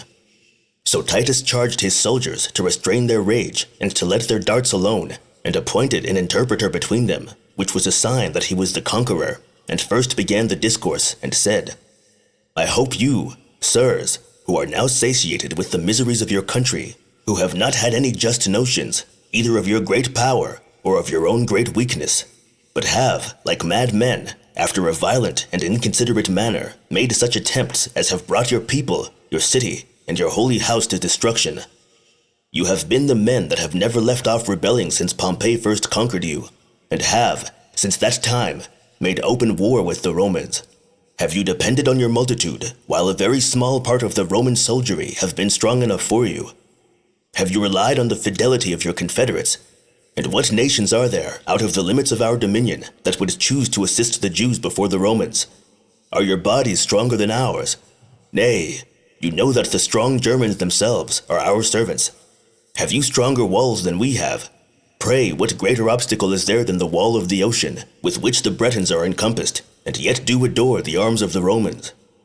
Do you exceed us in courage of soul, and in the sagacity of your commanders? Nay, indeed, you cannot but know that the very Carthaginians have been conquered by us. It can therefore be nothing certainly but the kindness of us Romans which hath excited you against us, who, in the first place, have given you this land to possess,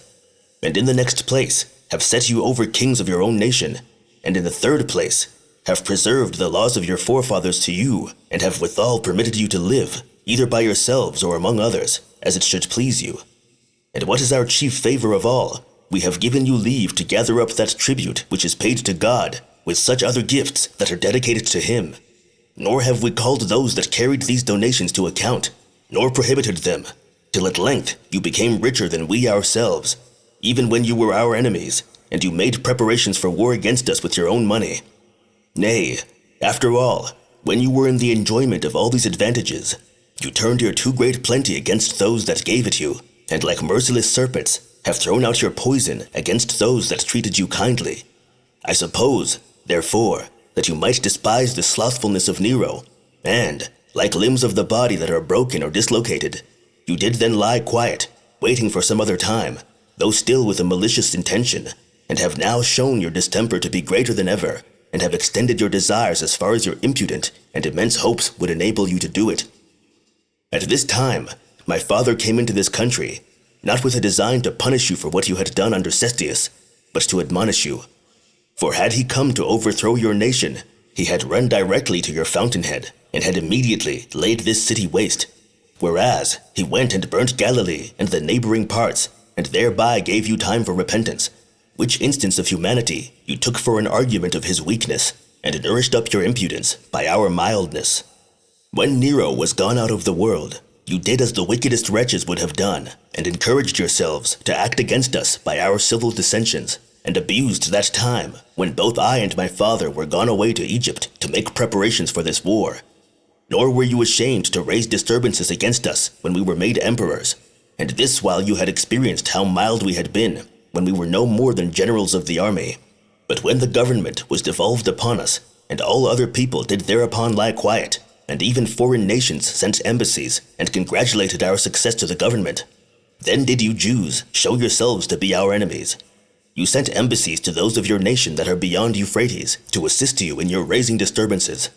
New walls were built by you round your city, seditions arose, and one tyrant contended against another, and a civil war broke out among you, such indeed as became none but so wicked a people as you are.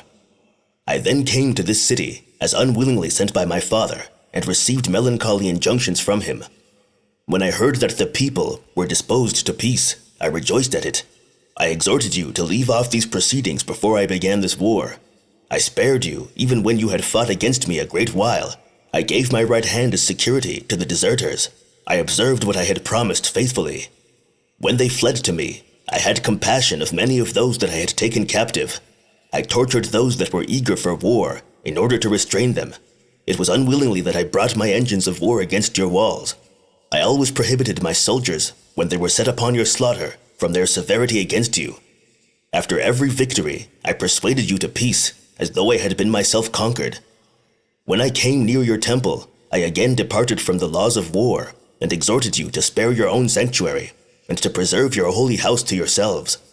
I allowed you a quiet exit out of it, and security for your preservations. Nay, if you had a mind, I gave you leave to fight in another place. Yet you have still despised every one of my proposals, and have set fire to your holy house with your own hands. And now, vile wretches, do you desire to treat with me by word of mouth? To what purpose is it that you would save such a holy house as this was, which is now destroyed? What preservation can you now desire after the destruction of your temple? Yet do you stand still at this very time in your armor, nor can you bring yourselves so much as to pretend to be supplicants, even in this your utmost extremity. O miserable creatures, what is it you depend on? Are not your people dead? Is not your holy house gone? Is not your city in my power? And are not your own very lives in my hands? And do you still deem it a part of valor to die? However, I will not imitate your madness. If you throw down your arms and deliver up your bodies to me, I grant you your lives, and I will act like a mild master of a family. What cannot be healed shall be punished, and the rest I will preserve for my own use. To the offer of Titus they made this reply, that they could not accept of it, because they had sworn never to do so. But they desired they might have leave to go through the wall that had been made about them, with their wives and children, for that they would go into the desert and leave the city to him. At this Titus had great indignation, that, when they were in the case of men already taken captives, they should pretend to make their own terms with him, as if they had been conquerors. So he ordered this proclamation to be made to them, that they should no more come out to him as deserters, nor hope for any farther security, for that he would henceforth spare nobody, but fight them with his whole army, and that they must save themselves as well as they could, for that he would from henceforth treat them according to the laws of war. So he gave orders to the soldiers both to burn and to plunder the city, who did nothing indeed that day, but on the next day they set fire to the repository of the archives, to Acra, to the council house, and to the place called Ophlis, at which time the fire proceeded as far as the palace of Queen Helena, which was in the middle of Acra. The lanes also were burnt down, as were also those houses that were full of the dead bodies of such as were destroyed by famine. On the same day it was that the sons and brethren of Isaetes the king, together with many others of the eminent men of the populace, got together there, and besought Caesar to give them his right hand for their security, upon which, though he was very angry at all that were now remaining, yet did he not lay aside his old moderation, but received these men. At that time, indeed, he kept them all in custody, but still bound the king's sons and kinsmen, and led them with him to Rome, in order to make them hostages for their country's fidelity to the Romans. Chapter 7. What afterwards befell the seditious, when they had done a great deal of mischief, and suffered many misfortunes, as also how Caesar became master of the upper city. And now the seditious rushed into the royal palace, into which many had put their effects, because it was so strong, and drove the Romans away from it. They also slew all the people that had crowded into it, who were in number about 8,400, and plundered them of what they had. They also took 2 of the Romans alive. The one was a horseman, and the other a footman. They then cut the throat of the footman, and immediately had him drawn through the whole city, as revenging themselves upon the whole body of the Romans by this one instance. But the horseman said he had somewhat to suggest to them, in order to their preservation, whereupon he was brought before Simon. But he, having nothing to say when he was there, he was delivered to Ardalus, one of his commanders, to be punished, who bound his hands behind him, and put a ribbon over his eyes, and then brought him out over against the Romans, as intending to cut off his head. But the man prevented that execution, and ran away to the Romans, and this while the Jewish executioner was drawing out his sword. Now when he was gotten away from the enemy, Titus could not think of putting him to death, but because he deemed him unworthy of being a Roman soldier any longer, on account that he had been taken alive by the enemy, he took away his arms, and ejected him out of the legion whereto he had belonged, which, to one that had a sense of shame, was a penalty severer than death itself. On the next day, the Romans drove the robbers out of the lower city, and set all on fire as far as Siloam.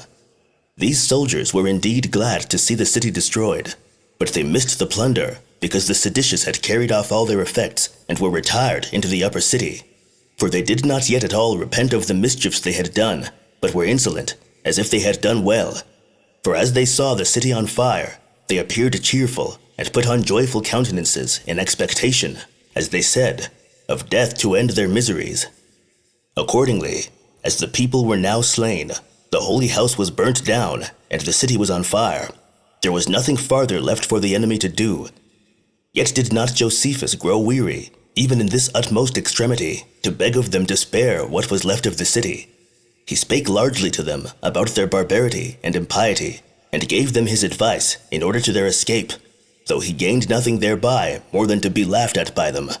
as they could not think of surrendering themselves up because of the oath they had taken, nor were strong enough to fight with the Romans any longer upon the square, as being surrounded on all sides, and a kind of prisoners already. Yet were they so accustomed to kill people that they could not restrain their right hands from acting accordingly. So they dispersed themselves before the city, and laid themselves in ambush among its ruins, to catch those that attempted to desert to the Romans. Accordingly, many such deserters were caught by them, and were all slain, for these were too weak, by reason of their want of food, to fly away from them. So their dead bodies were thrown to the dogs. Now every sort of death was thought more tolerable than the famine, insomuch that, though the Jews despaired now of mercy, yet would they fly to the Romans, and would themselves, even of their own accord, fall among the murderous rebels also. Nor was there any place in the city that had no dead bodies in it, but what was entirely covered with those that were killed either by the famine or the rebellion. And all was full of the dead bodies of such as had perished, either by that sedition or by that famine. So now, the last hope which supported the tyrants, and that crew of robbers who were with them, was in the caves and caverns underground, whither, if they could once fly, they did not expect to be searched for, but endeavored that after the whole city should be destroyed, and the Romans gone away, they might come out again and escape from them. This was no better than a dream of theirs, for they were not able to lie hid, either from God or from the Romans. However, they depended on these underground subterfuges, and set more places on fire than did the Romans themselves, and those that fled out of their houses, thus set on fire, into ditches, they killed without mercy, and pillaged them also. And if they discovered food belonging to anyone, they seized upon it and swallowed it down, together with their blood also. Nay, they were now come to fight one with another about their plunder. And I cannot but think that had not their destruction prevented it, their barbarity would have made them taste of even the dead bodies themselves. Chapter 8. How Caesar raised banks round about the upper city, and when they were completed, gave orders for the machines to be brought. He then possessed himself of the whole city. Now, when Caesar perceived that the upper city was so steep that it could not possibly be taken without raising banks against it, he distributed the several parts of that work among his army, and this on the 20th day of the month Luz, Ab. Now, the carriage of the materials was a difficult task, since all the trees, as I have already told you, that were about the city, within the distance of 100 furlongs, had their branches cut off already, in order to make the former banks. The works that belonged to the 4 legions were erected on the west side of the city, over against the royal palace. But the whole body of the auxiliary troops, with the rest of the multitude that were with them, erected their banks at the Xystus, whence they reached to the bridge, and that tower of Simon, which he had built as a citadel for himself against John, when they were at war with one another. It was at this time that the commanders of the Idumeans got together privately and took counsel about surrendering up themselves to the Romans. Accordingly, they sent 5 men to Titus and entreated him to give them his right hand for their security. So Titus, thinking that the tyrants would yield if the Idumeans, upon whom a great part of the war depended, were once withdrawn from them after some reluctance and delay, complied with them, and gave them security for their lives, and sent the 5 men back. But as these Idumeans were preparing to march out, Simon perceived it, and immediately slew the 5 men that had gone to Titus, and took their commanders, and put them in prison, of whom the most eminent was Jacob, the son of Josephus. But as for the multitude of the Idumeans, who did not at all know what to do, now their commanders were taken from them, he had them watched, and secured the walls by a more numerous garrison. Yet could not that garrison resist those that were deserting, for although a great number of them were slain, yet were the deserters many more in number. These were all received by the Romans, because Titus himself grew negligent as to his former orders for killing them, and because the very soldiers grew weary of killing them, and because they hoped to get some money by sparing them, for they left only the populace, and sold the rest of the multitude, with their wives and children, and every one of them at a very low price, and that because such as were sold were very many, and the buyers very few. And although Titus had made proclamation beforehand that no deserter should come alone by himself, that so they might bring out their families with them, yet did he receive such as these also. However, he set over them such as were to distinguish some from others, in order to see if any of them deserved to be punished. And indeed, the number of those that were sold was immense, but of the populace, above 40,000 were saved, whom Caesar let go whither every one of them pleased. But now, at this time it was that one of the priests, the son of Thebuthus, whose name was Jesus, upon having security given him by the oath of Caesar that he should be preserved, upon condition that he should deliver to him certain of the precious things that had been reposited in the temple, came out of it, and delivered him from the wall of the holy house 2 candlesticks, like to those that lay in the holy house, with tables, and cisterns, and vials, all made of solid gold, and very heavy. He also delivered to him the veils and the garments with the precious stones, and a great number of other precious vessels that belonged to their sacred worship. The treasurer of the temple also, whose name was Phineas, was seized on, and showed Titus the coasts and girdles of the priests, with a great quantity of purple and scarlet, which were there reposited for the uses of the veil, as also a great deal of cinnamon and acacia, with a large quantity of other sweet spices, which used to be mixed together, and offered as incense to God every day. A great many other treasures were also delivered to him, with sacred ornaments of the temple not a few, which things thus delivered to Titus obtained of him for this man the same pardon that he had allowed to such as deserted of their own accord. And now were the banks finished on the 7th day of the month Gorpius, Elul, in 18 days' time, when the Romans brought their machines against the wall. But for the seditious, some of them, as despairing of saving the city, retired from the wall to the citadel. Others of them went down into the subterranean vaults, though still a great many of them defended themselves against those that brought the engines for the battery. Yet did the Romans overcome them by their number and by their strength, and, what was the principal thing of all, by going cheerfully about their work, while the Jews were quite dejected and become weak. Now, as soon as a part of the wall was battered down, and certain of the towers yielded to the impression of the battering rams, those that opposed themselves fled away, and such a terror fell upon the tyrants as was much greater than the occasion required. For before the enemy got over the breach, they were quite stunned, and were immediately for flying away. And now one might see these men, who had hitherto been so insolent and arrogant in their wicked practices, to be cast down, and to tremble, insomuch that it would pity one's heart to observe the change that was made in those vile persons. Accordingly, they ran out with great violence upon the Roman wall that encompassed them, in order to force away those that guarded it, and to break through and get away. But when they saw that those who had formerly been faithful to them had gone away, as indeed they were fled, whithersoever the great distress they were in persuaded them to flee, as also when those that came running before the rest told them that the western wall was entirely overthrown, while others said the Romans were gotten in, and others that they were near, and looking out for them, which were only the dictates of their fear which imposed upon their sight, they fell upon their faces and greatly lamented their own mad conduct, and their nerves were so terribly loosed that they could not flee away. And here one may chiefly reflect on the power of God exercised upon these wicked wretches, and on the good fortune of the Romans. For these tyrants did now wholly perceive themselves of the security they had in their own power, and came down from those very towers of their own accord, wherein they could have never been taken by force, nor indeed by any other way than by famine. And thus did the Romans, when they had taken such great pains about weaker walls, get by good fortune what they could never have gotten by their engines. For 3 of these towers were too strong for all mechanical engines whatsoever, concerning which we have treated of before. So they now left these towers of themselves, or rather, they were ejected out of them by God himself, and fled immediately to that valley which was under Siloam, where they again recovered themselves out of the dread they were in for a while, and ran violently against that part of the Roman wall which lay on that side. But as their courage was too much depressed to make their attacks with sufficient force, and their power was now taken with fear and affliction, they were repulsed by the guards, and dispersing themselves at distances from each other, went down into the subterranean caverns.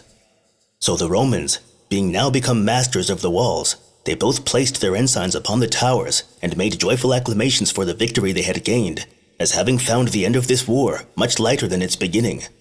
For when they had gotten upon the last wall, without any bloodshed, they could hardly believe what they found to be true. But seeing nobody to oppose them, they stood in doubt what such an unusual solitude could mean.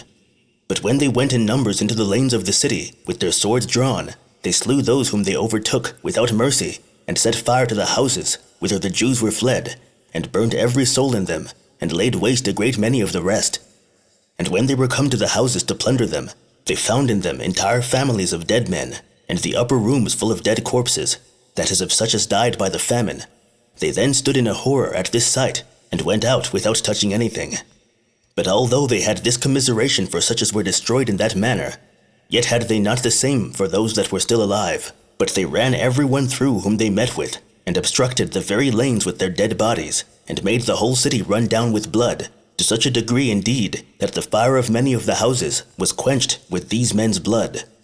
And truly so it happened, that though the slayers left off at the evening, yet did the fire greatly prevail in the night, and as all was burning, came that 8th day of the month Gorpius, Elul, upon Jerusalem, a city that had been liable to so many miseries during the siege, that, had it always enjoyed much happiness from its first foundation, it would certainly have been the envy of the world. Nor did it, on any other account, so much deserve these sore misfortunes, as by producing such a generation of men, as were the occasions of this, its overthrow. Chapter 9. What injunctions Caesar gave when he was come within the city, the number of the captives, and of those that perished in the siege, as also concerning those that escaped into the subterranean caverns, among whom were the tyrants, Simon and John themselves. Now, when Titus was come into this upper city, he admired not only some other places of strength in it, but particularly those strong towers which the tyrants, in their mad conduct, had relinquished. For when he saw their solid altitude, and the largeness of their several stones, and the exactness of their joints, as also how great was their breadth, and how extensive their length, he expressed himself after the manner following: "We have certainly had God for our assistant in this war, and it was no other than God who ejected the Jews out of these fortifications. For what could the hands of men, or any machines, do towards overthrowing these towers?" At which time he had many such discourses to his friends. He also let such go free as had been bound by the tyrants and were left in the prisons. To conclude, when he entirely demolished the rest of the city and overthrew its walls, he left these towers as a monument of his good fortune, which had proved his auxiliaries and enabled him to take what could not otherwise have been taken by him. And now, since his soldiers were already quite tired with killing men, and yet there appeared to be a vast multitude still remaining alive, Caesar gave orders that they should kill none but those that were in arms, and opposed them, but should take the rest alive. But, together with those whom they had orders to slay, they slew the aged and the infirm. But for those that were in their flourishing age, and who might be useful to them, they drove them together into the temple, and shut them up within the walls of the court of the women, over which Caesar set one of his freed men, as also Fronto, one of his own friends, which last was to determine everyone's fate, according to his merits. So this Fronto slew all those that had been seditious and robbers, who were impeached one by another. But of the young men he chose out the tallest and most beautiful, and reserved them for the triumph. And as for the rest of the multitude that were above 17 years old, he put them into bonds, and sent them to the Egyptian mines. Titus also sent a great number into the provinces as a present to them, that they might be destroyed upon their theaters by the sword and by the wild beasts. But those that were under 17 years of age were sold for slaves. Now, during the days wherein Fronto was distinguishing these men, there perished for want of food 11,000, some of whom did not taste any food through the hatred their guards bore to them, and others would not take in any when it was given them. The multitude also was so very great that they were in want even of corn for their sustenance. Now the number of those that were carried captive during this whole war was collected to be 97,000, as was the number of those that perished during the whole siege, 1,100,000, the greater part of whom were indeed of the same nation with the citizens of Jerusalem, but not belonging to the city itself. For they were come up from all the country to the feast of unleavened bread, and were on a sudden shut up by an army, which, at the very first, occasioned so great a straitness among them, that there came a pestilential destruction upon them, and soon afterward such a famine as destroyed them more suddenly. And that this city could contain so many people in it is manifest by that number of them which was taken under Cestius, who, being desirous of informing Nero of the power of the city, who otherwise was disposed to contemn that nation, entreated the high priests, if the thing were possible, to take the number of their whole multitude. So these high priests, upon the coming of their feast which is called the Passover, when they slay their sacrifices from the 9th hour till the 11th, but so that a company not less than 10 belonged to every sacrifice, for it is not lawful for them to feast singly by themselves, and many of us are 20 in a company, found the number of sacrifices was 256,500, which, upon the allowance of no more than 10 that feast together, amounts to 2,700,200 persons that were pure and holy. For as to those that have the leprosy, or the gonorrhea, or women that have their monthly courses, or such as are otherwise polluted, it is not lawful for them to be partakers of this sacrifice, nor indeed for any foreigners either, who come hither to worship. Now this vast multitude is indeed collected out of remote places, but the entire nation was now shut up by fate, as in a prison, and the Roman army encompassed the city when it was crowded with inhabitants. Accordingly, the multitude of those that therein perished exceeded all the destructions that either men or God ever brought upon the world. For,